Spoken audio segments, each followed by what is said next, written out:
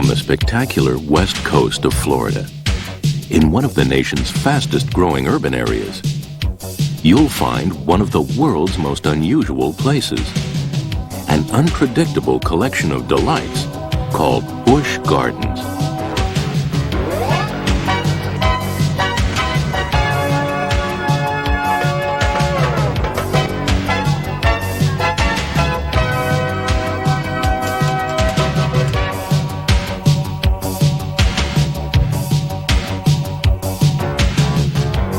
Here's a place that isn't one place, but several.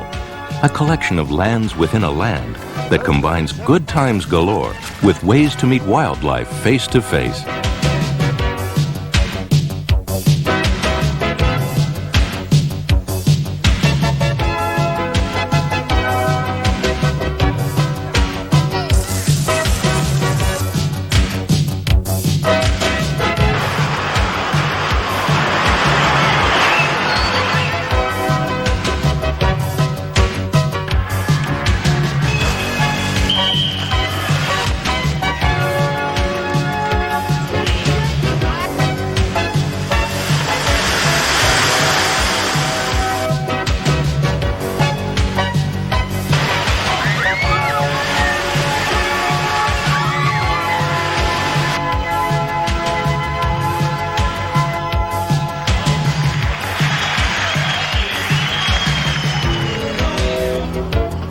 It's a place where fun sits side by side with some of the world's most beautiful sights. A showcase of nature, designed and built by people.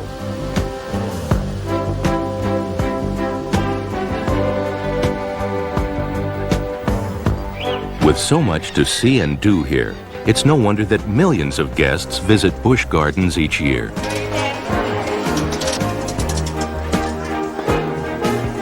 What is a wonder is the park itself, a combination of wild times and wildlife that's like no place else on Earth.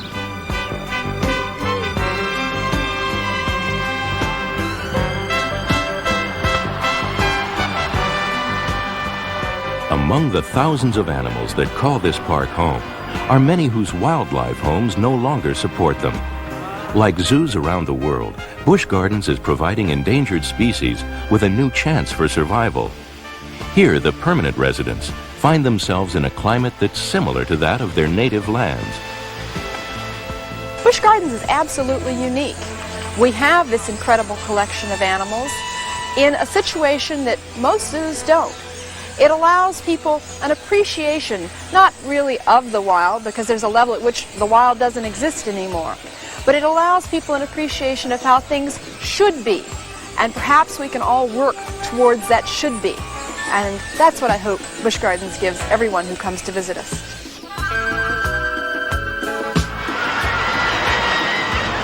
A lot of people come here just to have fun. We want them to have fun, but we also want them to understand all the thrill of getting to know wildlife.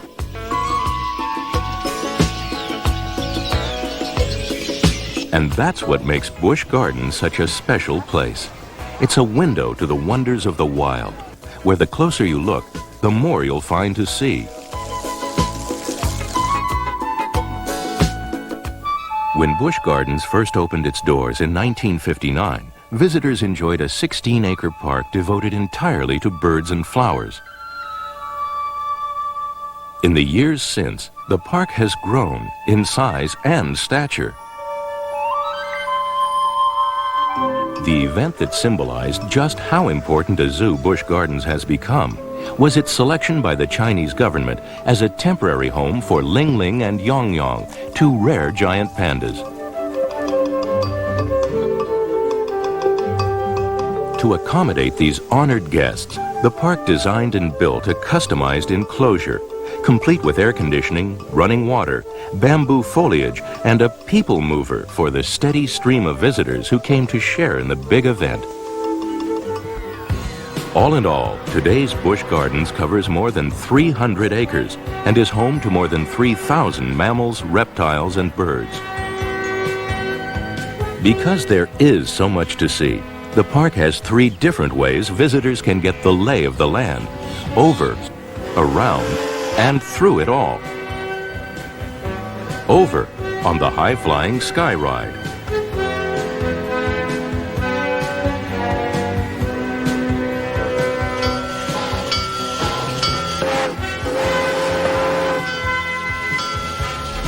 Around on one of the Transvelt Railway's old-fashioned steam engine trains.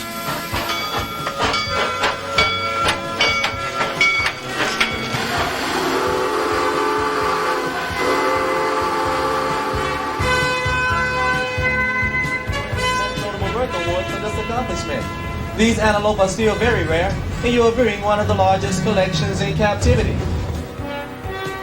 And through the heart of one of the largest animal habitats in any zoo, on the sleek Busch Gardens monorail, as it glides across the magnificent Serengeti Plain.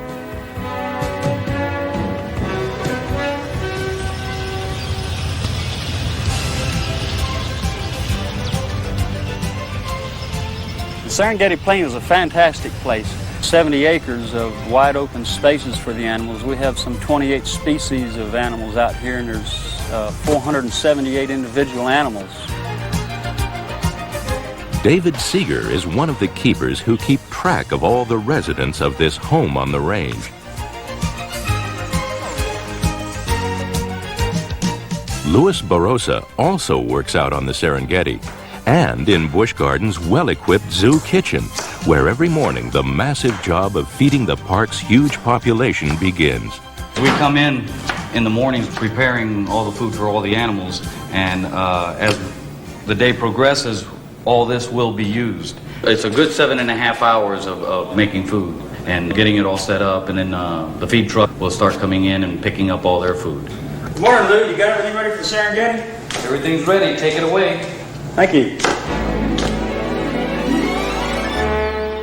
We get up in the morning and move about 2,500 pounds of grain and some 60 bales of hay, and we do all this off the back of a moving truck. We get to see the little babies when they're born, and we help the veterinary with them when they're sick or injured. We don't fence our animals in, we fence the people out, and the animals are allowed to run free as their will chooses to eat and breed and have fun, and whatever animals do, eat and sleep just as they please. In addition to the Serengeti Plain, Busch Gardens has a number of other habitats that reflect the latest scientific discoveries about the needs of wildlife creatures in captivity. A far cry from what visitors to an earlier generation of zoos encountered. Years ago, a visitor could walk right up to a cage and look through bars and see an animal in a small little cell-like structure. Now we've discovered that the animal is most important, so we've tried to create a preserve or display that looks much like you'd find in the wild, so he can behave like you would in the wild. Our tiger display is a good display both for the animal and the viewer. View the tigers from an elevated walkway so that when you look down at the animals, you see their island, you see the waterfall, you see the water, but you don't see other people because you're not looking across the display, you're looking down into it. And from the tiger's point of view, he's not looking up at you, he's looking straight across at other tigers. He doesn't see you, but you see him. And what you do see are Bengal tigers, originally found only in India. Today, they too are endangered. Like Claw Island, Busch Gardens' state-of-the-art elephant habitat is designed to please park visitors and residents. We have a large display of over an acre. They've got plenty of room to roam. They've got water to play in. They've got a waterfall to get in when they want to cool off a little bit. They've got some rock work and some trees to get them out of the sun and provide a little bit of privacy. Even though privacy is important to these beasts, they obviously enjoy being close to people as much as people enjoy getting close to them. Here at the Elephant Wash, bath time is also playtime for visitors and elephants alike. Roman Schmidt followed in his father's footsteps when he became a professional elephant breeder more than 20 years ago. Now he houses his breeding herd here in the spectacular Busch Gardens elephant compound. As far as the display is concerned, it's fabulous. It's not only for the public to view these endangered species, but for the elephants themselves. They have 100% total freedom, which makes a happier elephant, which makes the breeding a lot easier, safer. It's just a very good environment. The main reason why I'm here and why my elephants are here is to save the Asian elephant from extinction. Even though they're the most loved animal there is, most people don't know that much about them. We're trying to educate the public and trying to save them because they are very, very endangered and they're threatened with extinction. In the wild, destruction of habitats and illegal poaching are making it harder than ever for these magnificent animals to lead normal lives. It's important, then, for them to be able to breed in captivity. Yet captive breeding is the ultimate challenge in a zoo, since it requires that the animals feel completely at home in a man-made environment. The mortality rate for captive bred elephants is very, very bad for some unknown reason. We don't know yet if it's because of the institutions or it's just captivity, but we've had the most success of any private breeding program anywhere in the world. These youngsters are only two of more than 1,000 critters born or hatched annually here at Busch Gardens. But of them all, this not-so-little baby may represent one of the most remarkable captive breeding success stories in recent history. It's so special that, to minimize any risk, it was raised in its own enclosure, away from people, except for the watchful eyes of concerned staff members, such as Zoo Director Gerald Lentz.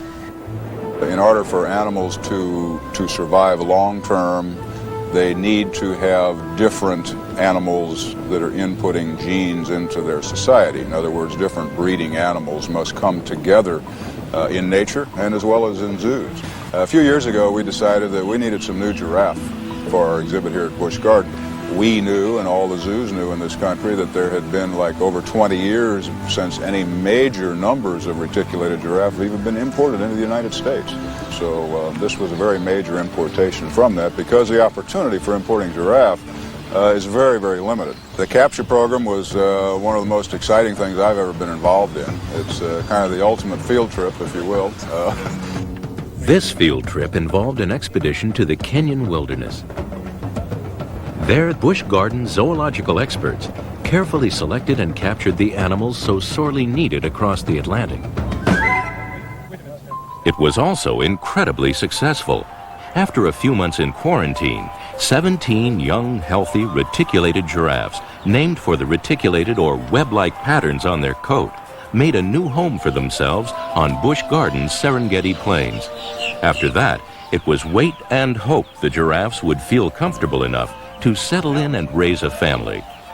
This new baby represents the newest, or the first addition, if you will, to these animals. She was born almost, 4 years to the month from the time we actually started capturing.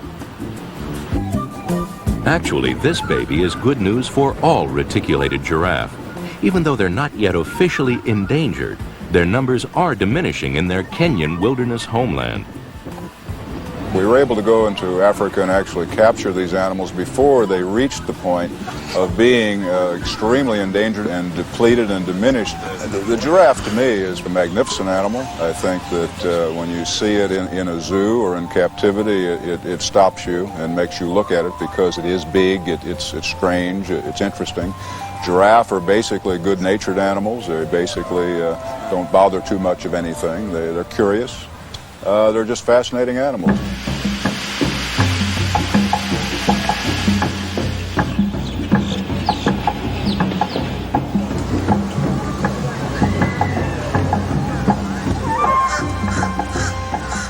In a very real sense, all wildlife is fascinating. But in a world where thousands of acres of wilderness are being lost every day, an alarming number of species face an uncertain future. For example, these beautiful Grevy zebras, named after one-time French President Jules Grevy, were once abundant on the African plains of Kenya, Somalia, and Ethiopia. Now, with their natural habitat disappearing, their main breeding grounds are zoos. Here at Busch Gardens, you'll find one of the largest and most productive herds of grevies in the world, which makes these creatures both irresistible and irreplaceable.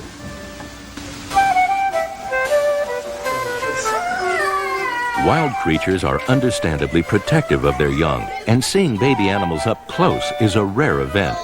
Except here at the Nairobi Field Station, the animal nursery at Busch Gardens, modeled after an authentic turn-of-the-century African field hospital. The nursery has windows all around, so visitors can see everything that goes on inside.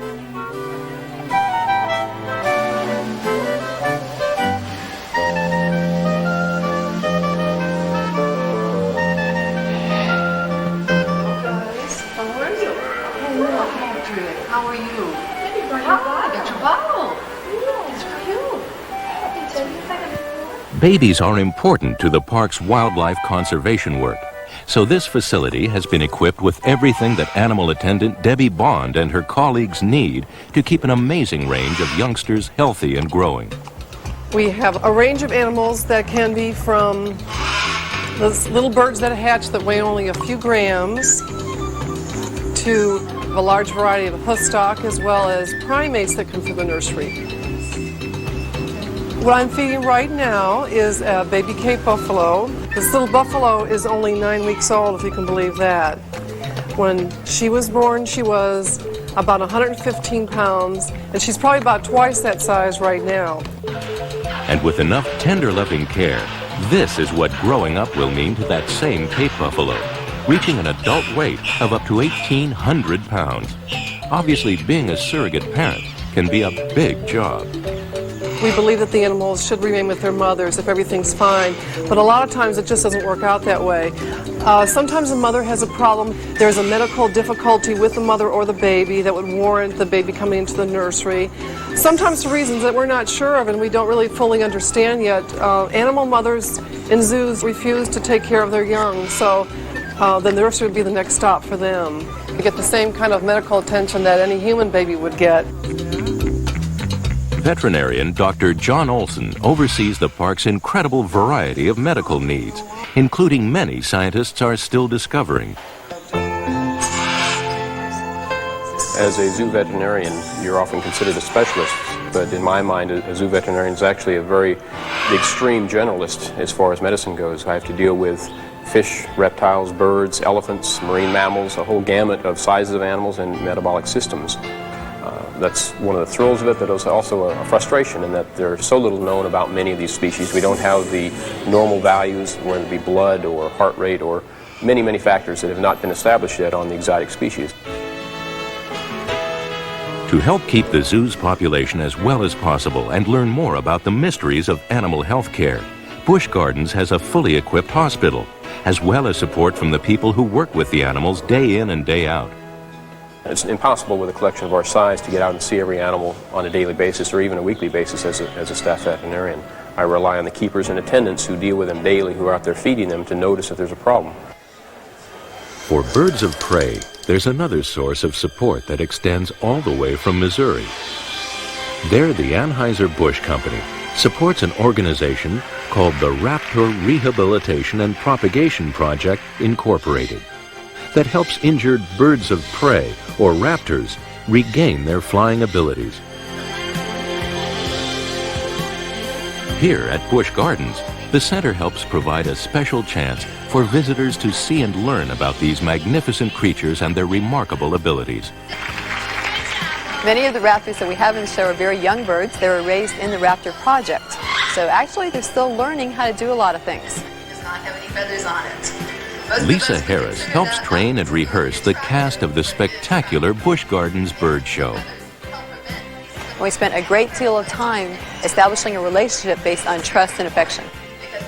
First of all, we established the fact that they are fed on a glove, which is on the handler's hand. The bird is then placed, say, on a perch and asked to step onto the glove to receive his food. Then we'll back up the perch a few more inches to where he actually has to jump onto the glove to receive the food. Back it up to where he has to flap his wings to reach that glove. We're doing the same thing, in fact, that the adult birds will be doing in the wild, teaching the youngsters how to fly. On your marks, get set, and go! The bird show teaches more than the birds involved. Like the other animal shows at Busch Gardens, it also teaches people in the audience a never-to-be-forgotten lesson about the wonders of animal behavior. I would hope in watching Bo and I work together, they can see that Bo is an individual. Chimpanzees are very social animal, and they do develop individual relationships.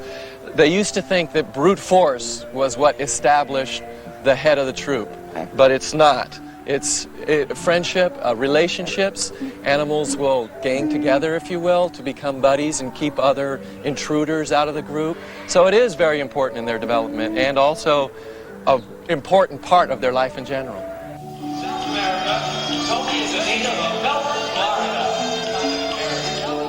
In watching us do a lot of things together, they can see that we communicate on a lot of different levels, and I would hope that by that they could tell that even though Bo and I do look completely different, we do have a lot in common. He is my friend. See